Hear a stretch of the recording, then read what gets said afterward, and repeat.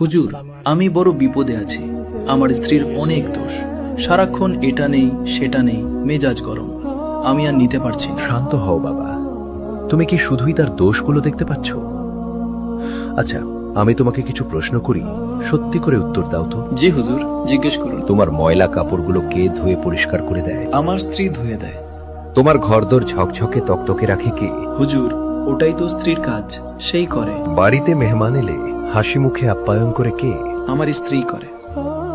তুমি যখন বাইরে কাজে যাও তখন দিন রাত তোমার ঘরের পাহারাদার হয়ে থাকে কে? সেই থাকে হুজুর। আচ্ছা, তুমি বাইরে থাকলে তোমার পুরো সংসারের দায়িত্ব আর বাচ্চাদের সামলায় কে? স্ত্রী একাই সামলায়। আর দিন শেষে যখন ক্লান্ত হয়ে বাড়ি ফেরো তখন তোমাকে শান্তি, ভালোবাসা আর সুখ দেয় কে? আমার স্ত্রী। আজ যে তুমি বাবা ডাক শোনার সৌভাগ্য পেয়েছো, সেটা কার কারণে? আমার স্ত্রীর কারণে। বুজুর্গের মূল্যবান নসিহত। এবার শোনো বাবা, তোমার স্ত্রী এই যে এতগুলো কাজ করে, এর জন্য কি সে তোমার কাছে কোনো বেতন বা মজুরি চায়? না হুজুর, কোনোদিন চাইনি। দেখো, সে কিছু না নিয়েই বছরের পর বছর সব দায়িত্ব পালন করে যাচ্ছে, অথচ তুমি আজ তার দোষ খুঁজছ।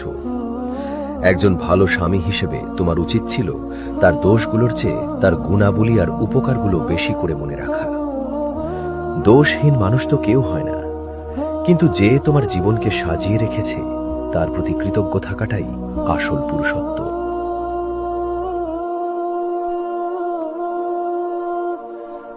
আমি বুঝতে পেরেছি হুজুর, আমি বড় ভুল করছিলাম। আমি আজই গিয়ে তাকে কৃতজ্ঞতা জানাবো। আমাদের চারপাশের মানুষগুলোর ছোট ছোট ভুল না খুঁজে তাদের ত্যাগগুলোকে সম্মান করতে শিখুন। কৃতজ্ঞতা প্রকাশে কার্পণ্য করবেন না। ভিডিওটি ভালো লাগলে লাইক দিন, প্রিয়জনদের সাথে শেয়ার করুন, যাতে তারাও এই শিক্ষাটি পায়। এমন আরও শিক্ষামূলক এবং সুন্দর গল্পের জন্য আমাদের ফলো দিয়ে পাশেই থাকুন।